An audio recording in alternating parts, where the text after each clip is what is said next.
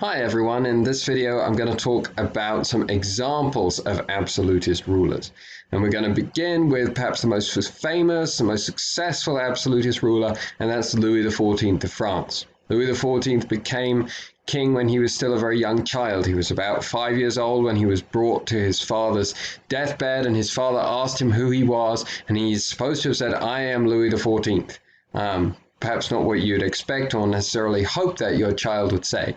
But it gives us a sense that Louis always had envisioned himself as a ruler and tied being a ruler very closely to his personality. He nevertheless endures a very difficult childhood. Childhood in which dynastic wars are still raging across France, or civil wars between different groups of nobles. So this is one of the phenomena that I talked about in the last video. This is part of what leads to absolutism. Louis XIV spends much of his early life basically on the run, and trying to avoid being controlled by different parties of nobles. Eventually, he survives to adulthood. That perhaps in itself is surprising. We might have expected that he would be assassinated at some point in his childhood, but he survives. And in 1661, he declares that at the age of 18, he will now rule by himself. He will rule only accountable to God alone. And so this is an expression of absolutist rule. Then we kind of see the mechanisms through which Louis XIV rules as an absolutist monarch. The first and most famous is that he creates a giant palace in the Parisian suburb of Versailles. And this is a really beautiful palace, and the gardens and the halls and the decorations are all paying homage to Louis XIV's power and glory and the glory of the monarchy. And this building is very much sending a message of the importance of the monarchy. It's also important because Louis XIV establishes a structure that forces the nobles to come to Versailles. So nobles have to leave Versailles have to leave Paris to come and see him in Versailles. This puts him in a position of power. At this time, nobles typically received tax exemptions from the king just kind of automatically. That this was a part of being a noble. You received this tax exemption. The understanding was you would use this tax exemption to provide armies that would defend and support the king. And a lot of the rationale behind that has kind of ended at this point. Because the king will have his own army, it's less necessary and less customary for nobles to provide soldiers for the king. What Louis XIV does, however, is that he makes these exemptions contingent on the nobles providing some kind of service to the king. He says, no big deal, we don't need you to provide military service anymore, but you do need to do something. So maybe you come to the palace and we'll give you kind of a ceremonial role. Carry the king's crown or something like that. And actually, this is genius when you dive down into what's really going on. What's really going on is that the nobles are being forced to come to Versailles, and they're being forced to carry out servant roles for Louis XIV. So now, instead of being back in their own local areas where they have fortifications, where they have armies, where they can cause trouble, where they can be difficult for the king to control, they're in the palace of the king where he controls them, and they're competing to be his butler and his assistant and his secretary and the person who helps him put on his shoes. And so everything about what they're doing is emphasizing that he is their ruler. And essentially, Louis XIV is curtailing their power to influence him. And so this is the way in which Louis XIV gains control of the nobles of France. Louis XIV is also going to gain control of the church in France. First of all, in 1685, he eliminates the Edict of Nantes. And you'll remember this from either the previous week or the week before. This was the edict that allowed Protestants freedom of worship in France. And so people read this and they think, oh, Louis XIV was doing this because he was a Catholic and he hated Protestants. Really what's going on here is that Louis XIV was a ruler who wanted to only have one religion in his kingdom that he could more closely control. And so he is a Catholic, but this isn't being driven by religious reasons. And we can tell this because Louis XIV revokes the Edict of Nantes. He forces Protestants either to become Catholic, practice their religion only in their own homes, or to leave France, but then he also secures control of the Catholic Church as well. He says, we're going to have a Catholic Church, but I'm going to nominate the bishops. And theoretically, the Pope can veto the bishops that are nominated by Louis, but the Pope kind of knows what's going to happen if he does that. And so Catholicism, because of its hierarchical structure, is better for an absolutist monarch, is easier for an absolutist monarch to control. You control the bishops, bishops control the priests influence the laity, and so it all comes back to who controls the bishops, or a lot more than Protestantism. And, Catholic Church is under attacks from all quarters because of the Protestant Reformation. They're willing to make this compromise. And so this means that Louis XIV controls the church, and he also controls the nobles. Think back to the previous video. These are the traditional constraints. These are the traditional checks on the power of a king.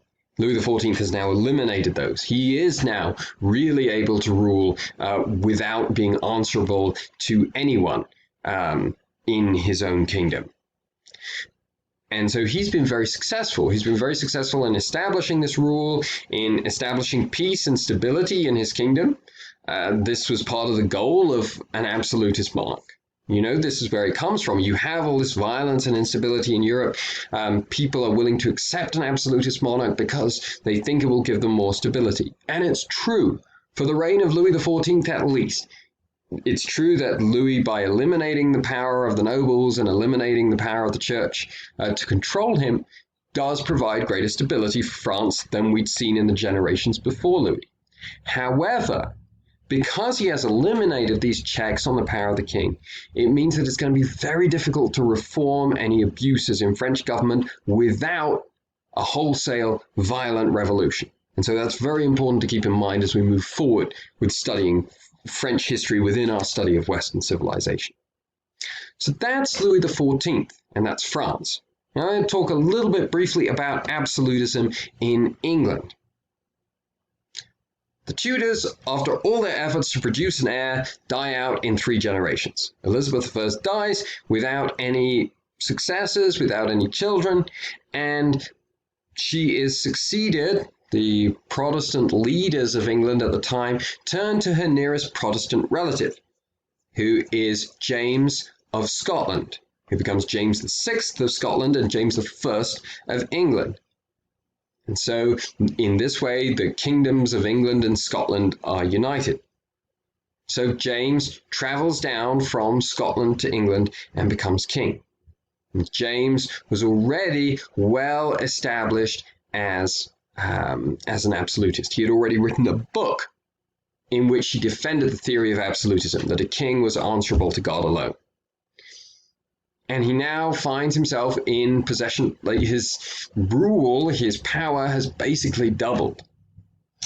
This brings us to the relationship of the king and parliament in England at this time, which I think it's important to introduce and to explain. Where did revenues come from typically in these governments? Typically, a king or a ruler had pretty limited revenue. Revenue simply came from their own lands. There was no national system of taxation. There wasn't necessarily a need for it. You didn't have a big centralized government like we do today that had to be paid. And so rulers only receive money that comes from their own lands. And nobles receive the money that comes from their own lands. As rulers become more powerful, they start to need more money. And that's because they want to pay people in money rather than in land. You have much more control over someone if you can cut off their salary, as opposed to you have to try and take their land away from them. And so rulers in England start to have to levy more taxation than they normally would have done to raise money to pay all these people who are now directly loyal to them rather than to the nobles as kind of a subsidiary group. It's a little bit complicated. I hope it's making sense. Typically, you don't have a lot of taxation. Typically, you don't really have any taxation in England. It's just rent revenues that are raised from your own lands. So the ruler has their own lands, the nobles have their own lands.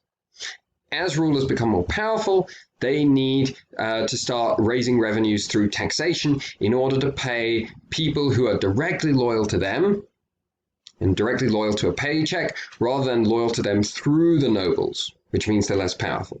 So that's a different explanation. I hope that makes sense. And so what's happened is that beginning with towards the end of Elizabeth's reign, the monarchs of England have had to go to Parliament more and more often and ask for taxation. A little bit about Parliament at this time. Parliament wasn't a representative body as it is today, taken from the population and voted on, and it didn't come into session all the time. It's just something that when, in a time of war, for example, the monarch needed to raise some extra money, they would call Parliament into session. Parliament had to approve taxation. And so what's happening is that although the power of the ruler is increasing, the power of government generally is also increasing. This includes the power of Parliament. And so we start to see towards the end of Elizabeth's reign and the beginning of James's reign that in England the Parliament is becoming more powerful. They are able to start to demand some concessions. They say, we know you need this money more regularly. We're okay with granting you that, but we want these terms in return. James is going to try and work around the system. He doesn't like the fact he's an absolutist. He doesn't like the fact he has to ask Parliament to raise revenues. And so during his reign, we'll see him try and raise money through other means. By selling titles, so you can be a lord if you pay me this amount of money, by raising tariffs, which didn't have to go through Parliament. This begins to breed resentment between the king and Parliament. And this resentment rises again when James is succeeded by his son Charles. Charles I, also an absolutist, Charles I is also trying to circumvent Parliament. And the way Charles I is trying to circumvent Parliament is by declaring a national emergency, or the equivalent at the time of a national emergency. If you do this, it means you don't have to go to Parliament to raise funds through taxation. But everyone's kind of looking around. Where's the national emergency? The sense that Charles is just doing this to circumvent Parliament. And so again, this resentment, this rivalry between the monarch and Parliament is starting to come to a head. And I'll talk about that in the next video.